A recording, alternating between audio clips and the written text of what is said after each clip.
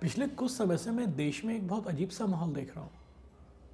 पूरा देश जो है हमारा, वो मुझे दो भागों में बंटता हुआ सा दिखता है। एक वो लोग जो सत्ता में पार्टी है उसका समर्थन करते हैं, और दूसरे वो लोग जो उसका विरोध करते हैं। हालांकि इस तरह का माहौल तो हमारे देश में हमेशा से रहा है, लेकिन अब मुझे विरोध के नाम पे लोग इस तरह की बातें करते हुए दिखते हैं जिनमें कहीं से भी मुझे लॉजिक नज़र नहीं आता। अब अपन एक छोटे छोटे उदाहरण से बात करते हैं। हम रिसेंटली बात करते हैं। अगर आप देखें कि हमारा पूरी जो दुनिया है, तकरीबन साल भर होने को आ रहा है, हम कोरोना बीमारी से जूझ रहे हैं, और तकरीबन मार्च में हमारे देश में लॉकडाउन किया गया।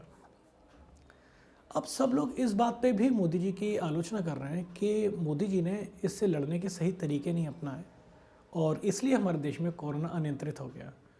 तो मैं इतना चाहता हूँ कि जो व्यक्ति ये कह रहा है कि उन्होंने सही तरीके का इस्तेमाल नहीं किया और हमें सही तरीके का इस्तेमाल करना चाहिए था, तो मैं चाहता हूँ एक बार वो ये हमें बता दें, इसका सॉल्यूशन भी बताएं कि अगर जो मोदी जी ने किया वो गलत था तो उसकी जगह हमें क्या करना चाहिए था। ठीक है, जैसे अपन बात करते हैं राहुल गांधी जी की। राहुल गांधी जी कह रहे हैं कि उन्होंने फरवरी में ही सबको चेता दिया था कि एक बहुत खतरनाक बीमारी आने वाली है और हमारा देश बहुत बड़ी समस्याओं से होकर गुजर सकता है। ठीक है, तो सिर्फ राहुल गांधी जी से अगला सवाल ये पूछा जाए कि ठीक है राहुल गांधी जी, अगर आपकी बात को हम मान लेते, फरवरी में मान लेते, तो हमें क्या करना चाहिए था उस दौरान। फिर वो कहेंगे कि हम पहले से लॉकडाउन लगा लेते क्या। क्योंकि जब लॉकडाउन लगाया गया तब भी आप इस बात को जानते थे कि लॉकडाउन सिर्फ एक तरह से पॉज का बटन था, उससे बीमारी का इलाज नहीं किया जा सकता था। और फरवरी में क्या देश में इस चीज़ की आहट थी। और दूसरा, हम जो जब भी कुछ सीखते हैं, हम घटनाओं से सीखते हैं, पुरानी घटनाओं से सीखते हैं। क्या हमारे पूरी दुनिया में जो लोग आज जीवित हैं, उन्होंने कभी भी इस तरीके की महामारी, इस तरीके का माहौल ज़िंदगी में कभी देखा? क्या आप में से कोई भी व्यक्ति किसी ऐसे व्यक्ति को जानता है जो बताए कि हाँ, जब 1920 में स्पेनिश फ्लू फैला था कि मैं इतना युवा भी था कि मैंने उस हालातों को महसूस किया कि उस दौरान दुनिया किन हालातों से गुजर रही थी? कोई नहीं है बताने वाला, पहली चीज़। अब दूसरी बात, आप सॉल्यूशन नहीं दे रहे हैं, आप आलोचना कर रहे हैं कि उन्होंने गलत तरीका इस्तेमाल किया है। ठीक है, मान लेते हैं आप कि मोदी जी ने जो तरीका इस्तेमाल किया वो गलत था। तो आप हमें ये बता दीजिए कि दुनिया के कौन से देश ने सही तरीका इस्तेमाल किया और कौन सा देश सही तरीके से बच गया।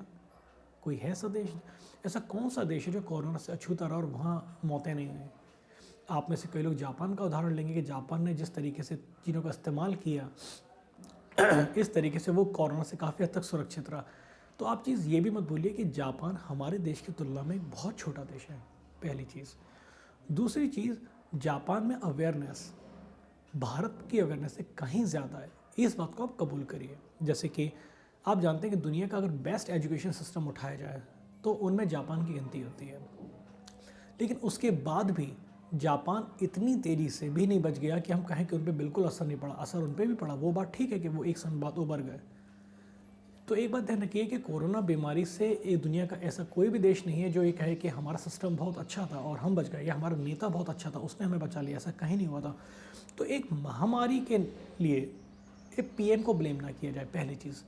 मैं मोदी जी का कोई समर्थक नहीं हूँ, पहली चीज़ आपको क्लियर करूँ। मैं कहीं से समर्थक नहीं हूँ। मुझे जहाँ उनकी आलोचना करने वाली चीज़ लगती है मैं उनकी आलोचना करता हूँ। जहाँ मुझे लगता है ये बेसिर पैर की आलोचना हो रही है, वहाँ मैं जाहिर सी बात है इस बारे में भी बोलूँगा कि ये आलोचना वाली चीज़ नहीं है। अब दूसरी बात पे आते हैं। मोदी जी का सब इस मामले में मजाक उड़ा रहे हैं कि मोदी जी ने कोरोना के लिए थालियां बजवा के उन्होंने कोरोना से लड़ाई लड़ी है।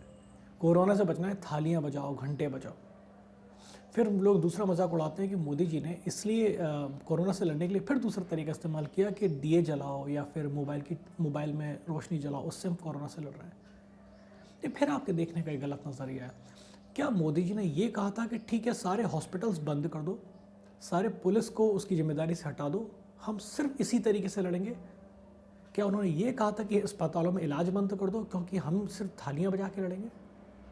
आप पुलिस, आप अपनी जिम्मेदारियों से हट जाइए, आपको हम छुट्टी पे दे देते हैं क्योंकि हम लोग मोबाइल की रोशनी जला के कोरोना से लड़ने वाले हैं। ऐसा नहीं हुआ था।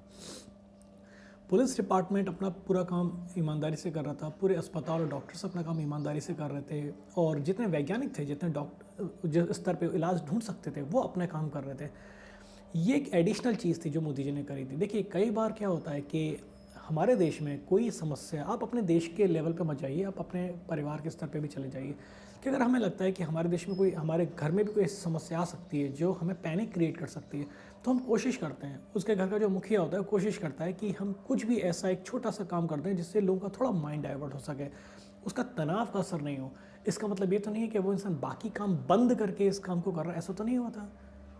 क्या आप क्या एक मुझे ये बता सकते हैं कि हाँ, मोदी जी ने इतने अस्पताल बंद कर दिए थे, कह दिया था कि कोविड का इलाज मत करो, हम क्योंकि थालियां बजवा रहे हैं, ऐसा नहीं हुआ। तो दूसरी बात, इस जगह आलोचना करना, इसमें मैं सहमत नहीं हूँ। वो उन्होंने, उनके मन में अगर आया कि हम चलो एक किसी भी एक एक्शन के ज़रिए पूरे देश को एकजुट कर सकें और एक भावना का सब क्रिएट कर सकें कि इस फीलिंग से हम ये महसूस कर सकें कि हम सब जुड़े हुए हैं, ठीक है, तो मैं इसमें आलोचना नहीं देखना चाहता कि ये बेसिर पैर की बात है। अब आलोचना के तौर पे देखा जाए तो मोदी जी की कई जगह अलग अलग तरह की आलोचनाएं हुई हैं, ठीक है। अब एक हम दूसरी आलोचना पे आते हैं। वो लोग जो ये जानते हैं कि मोदी जी ने चुनाव से पहले 2014 के चुनाव से पहले जो बात कही थी 15 लाख, जो कि जहाँ देखो उस मुद्दे को उठाया जाता है कि मोदी जी ने कहा था तो कि सबके अकाउंट में 15-15 लाख रुपए आ जाएंगे। देखिए, ये ना तो उन्होंने ऐसा कहा था, ना ही ये कोई जुमला था, ये कैलकुलेशन थे। उस कैलकुलेशन के ज़रिए फिर सिर्फ वो ये बताना चाह रहे थे कि विदेशों में हमारा इतना पैसा जमा है कि अगर उस सारे पैसे को हमारे देश में वापस ले आया जाए तो 130 करोड़ भारतीयों में से प्रत्येक की जेब में 15-15 लाख रुपए आ जाएंगे, यानी 130 करोड़ मल्टीप्लाइड बाय 15 लाख। अब इसका मुझे एग्जैक्टली आइडिया नहीं कि वाकई में इतना पैसा विदेशों में जमा है या सिर्फ वो स्टेटमेंट था उस रकम को समझाने का जो हमारे देश से बाहर जा चुकी है। अब आप, हाँ, ये आप ज़रूर कह सकते हैं कि शायद लोगों ने इसको गलत तरीके से लिया या राजनीतिक तरीके से इसका गलत इस्तेमाल किया गया, क्योंकि कई बार आप देखते होंगे कि हम लोगों की संपत्ति का आकलन करने के लिए भी इस तरीके का इस्तेमाल करते हैं। आपने कई इस तरीके की वीडियोस देखे होंगे या आर्टिकल्स पढ़े होंगे जिसमें कई बार बिल गेट्स की संपत्ति बताने के लिए कहा जाता है कि बिल गेट्स के पास इतना पैसा है कि अगर वो अपनी कंपनी को बेच दें तो उनके सभी जो वर्तमान एम्प्लॉय हैं उनके सबके खाते में इतना इतना रुपये पहुँच जाएगा। तो क्या वो अपनी कंपनी बेचने वाले हैं? हम एक एस्टिमेट लगाते हैं, हम ये बताते हैं कि वो आंकड़ा इतना है। तो मुझे नहीं लगता कि इस जगह उन्हें पकड़ना चाहिए। ये आप एक बात आपने पकड़ ली 15-15 लाख। दूसरा, उन्होंने कहा था कि इतना पैसा है कि अगर वो आ जाए तो सबके अकाउंट में 15-15 लाख रुपए आ जाएंगे। क्या उन्होंने ये कहा था कि मैं सबके अकाउंट में 15-15 लाख रुपए डालूंगा? ये तो नहीं कहा था। तो डिपेंड करता है कि आप किस चीज़ को किस तरीके से ले रहे हैं। कि ठीक है, हो सकता है कि वो ये कह रहे हैं कि नहीं, हमारे सबके अकाउंट में 15-15 लाख रुपए आएंगे। देखिए, एक चीज़ समझिए, जनता भी जब सुन रही थी तो मुझे नहीं लगता कि जनता ने इस चीज़ को ये समझा था कि हमारे अकाउंट में मोदी जी 15 लाख रुपए डाले रहेंगे। ये राजनीतिक तौर पे खड़ा किया विवाद है। इसलिए मेरी नज़र में इस पॉइंट को पकड़ के उनकी आलोचना करना ठीक नहीं है। 15-15 लाख रुपए जैसी कोई बात नहीं हुई थी। और फिर मैं दूसरे मुद्दे पर आऊँ तो बता दूँ कि जो हमने पहले डिस्कस किया कोरोना के मामले में भी उन्होंने सिर्फ थाली घंटे नहीं बजवाए थे। आप भी जानते हैं देश की पुलिस किस तरीके से लगी हुई थी। जिस वक्त हम लोग थाली और घंटे बजा रहे थे उस टाइम कई डॉक्टर लोग इन्फेक्टेड हो गए थे, कईयों की मौत हो रही थी। तो क्या आप ये कहेंगे कि हम सिर्फ थाली घंटे बजा के कोरोना से लड़े थे? हम नहीं लड़े थे, हमारे हालात बहुत बुरे थे। आप ये जान के रखिए, हमारी देश की स्थिति आज भी, हम बहुत गरीब देशों में ही हैं अगर हम अपने देश की पॉपुलेशन के अकॉर्डिंग देखें तो। और ऐसी स्थिति में अगर हम अपने आप को बचा के निकाल रहे हैं तो ये मानिए हम ऑलरेडी बहुत संभले हुए हैं। तो उस जगह आलोचना करिए जहां आलोचना जमती हो। मैं भी मोदी जी की कई नीतियों के समर्थन नहीं करता। उन्होंने कई ऐसे काम किए हैं जिनको मैं गलत मानता हूं, और लेकिन उसको मैं तर्कों के साथ बताऊंगा। ये बेवजह का मैं विरोध नहीं करूंगा कि हर चीज़ गलत है। आप विरोध करिए, लेकिन आप विरोध में आप ये जो चीप ट्रिक्स होती हैं उनका इस्तेमाल मत करिए कि किसी के भी शब्दों को पकड़ लेना और उसको तिल का ताड़ बना देना। ध्यान रखिए, अगर आप भी बोलने बैठेंगे तो कई बार टंग स्लिप होती है, ठीक है। बोलते बोलते अगर आप कभी भी आपको लगातार एक लंबा भाषण देना हो या ये देखिए, फिल्मों की शूटिंग नहीं चल रही है जहाँ आपने थोड़ा सा गलत बोल दिया तो आपको रीटेक मिल गया, ठीक है। जैसे मैं अपना ये वीडियो बना रहा हूँ तो अगर मुझे लगता है कि मेरी टंग स्लिप हो गई तो मैं इसे एडिट कर सकता हूँ। लेकिन अगर मोदी जी और मंच से खड़े होकर कुछ बोल रहे हैं, उनकी टंग स्लिप होगी तो वो एडिट नहीं होगा, वो रिकॉर्डेड हो जाएगा। और इस मामले में मैं राहुल गांधी जी का भी सपोर्ट करता हूँ, क्योंकि कई लोग क्या करते हैं, राहुल गांधी जी के मुंह से कभी भी कोई टंग स्लिप हो जाए और कुछ गलत बोल जाए तो लोग उसको पकड़ लेते हैं और उसी क्लिप को ज़्यादा से ज़्यादा चलाते रहते हैं। देखिए, अगर आप कभी भी पब्लिक स्पीकिंग का पार्ट रहे हैं और आपने कभी पब्लिक में बोला हो तो टंग स्लिप होना एक बहुत नॉर्मल बात है, कई बार हो जाती है, ये नॉर्मल चीज़ है, ठीक है। इतनी निपुणता हासिल कर लेना कि आपसे कभी गलती नहीं हो, ये आसान नहीं है। कहीं ना कहीं आप कभी छोटी छोटी गलती कर ही देंगे। अब आपने राहुल गांधी को पकड़ लिया, उन्होंने मुंह से एक बार मंच से कुंभाराम की जगह कुंभकर्ण निकल गया तो आप उसका मजाक उड़ाने लगे। ठीक है, टंग स्लिप हुई, वो बात अलग है कि वो जो टंग स्लिप हुई उसका जो दूसरा रूप था वो थोड़ा फ़नी क्रिएट हो गया। ठीक है, मजाक था, लेकिन इसका मतलब ही नहीं कि अब इसको आप पकड़ लें और इसी को लेकर उनका आकलन करने लगें।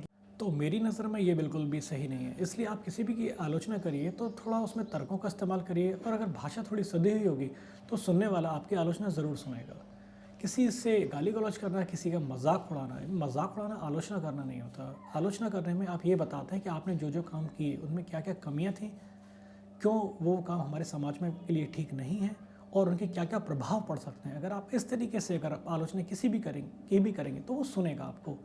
लेकिन किसी का मजाक उड़ाना, किसी को गाली गलौज करना, किसी को नीचा दिखाना, ये आलोचना नहीं होती। ये मेरी नज़र में सिर्फ एक फूहड़ता है। तो आलोचना करिए, फूहड़ता मत करिए। इसी तरीके के ऐसे कई मुद्दे हैं जो हमारे देश में राजनीति के स्तर को गिराते चले जा रहे हैं। आज से मैं सिर्फ उन्हीं चीज़ों का विश्लेषण करूंगा और आपके सामने रखूंगा। देखिए, विश्लेषण का मतलब कभी सिर्फ डेटा का विश्लेषण नहीं होता है कि मैं आंकड़े का विश्लेषण करता रहूं। और ये आंकड़े का विश्लेषण नहीं, हमें कई बार इन चीज़ों का विश्लेषण करना पड़ता है कि हमारे यहाँ परिवर्तन व्यावहारिक तौर पे कितना आता चला जा रहा है। तो मैं एक व्यावहारिक परिवर्तन में जो हमारे देश में आ रहा है, मैं उसका विश्लेषण करूँगा और आपके संग साझा करूँगा।